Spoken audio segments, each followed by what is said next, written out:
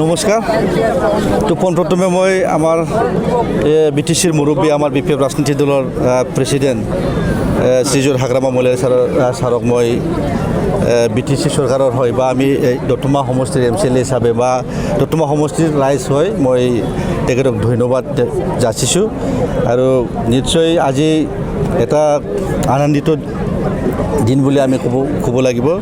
তো আমি বিগত 2025 যিটো বিটিচি নিৰ্বাচনখনত আমি যিটো প্ৰতিশ্ৰুতি দিছিল ৰাইজৰ মাজত গৈ পেলাই বা ইলেকশ্যনৰ সময়ত আমি যিটো প্ৰতিশ্ৰুতি দিছিল সেইখিনি আমি যিটো কথা দিছিল এই কথাটো আজি বাস্তৱত প্ৰতিফলিত হ'ল।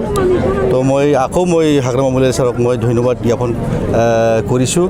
আৰু নিশ্চয় আমাৰ অঞ্চলৰ বিভিন্ন স্তৰৰ ৰাইজ বা বেনিফিচিয়াৰী বা যেনেকৈ চেল্ফ হেল্প গ্ৰুপ আৰু ডিচেবল আৰু ইউথৰ তেখেতসকলে নিশ্চয় আজিৰ দিনত নিশ্চয় ভাল পাইছে বুলি মই অনুভৱ কৰিছোঁ।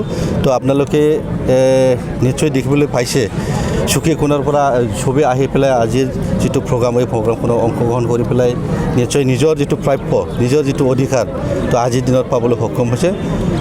তো নিশ্চয় তেখেতসকলে আজি ভাল এটা অনুভৱ হৈছে বুলি মই ক'ব পৰা যায়। ৰাইজলৈ কি মেছেজ দিব? তো নিশ্চয় বিগত যোৱা দিনবোৰৰ পৰা যেনেকৈ আমাৰ বিপিএফ ৰাজনীতিক দলক সহায় কৰি আহিছে ঠিক আহি থকা দিনতো নিশ্চয় ৰাইজৰ সঁহাৰি বা ৰাইজৰ মৰম বা ৰাইজৰ আশীৰ্বাদ নিশ্চয় আমি পাবলৈ সক্ষম হ'ব বুলি মই আশা ৰাখিছোঁ। আৰু অনুৰোধ কৰিছোঁ আহি থকা দিনত যিটো 2026 বছৰৰ যিটো চলিত বছৰৰ এপ্ৰিল মাহত আমাৰ এছেম্বলি ইলেকশ্যন হ'বলৈ গৈ আছে। এই ইলেকশ্যনখনত নিশ্চয় ৰাইজৰ আশীৰ্বাদ ৰাইজৰ মৰম থাকিব।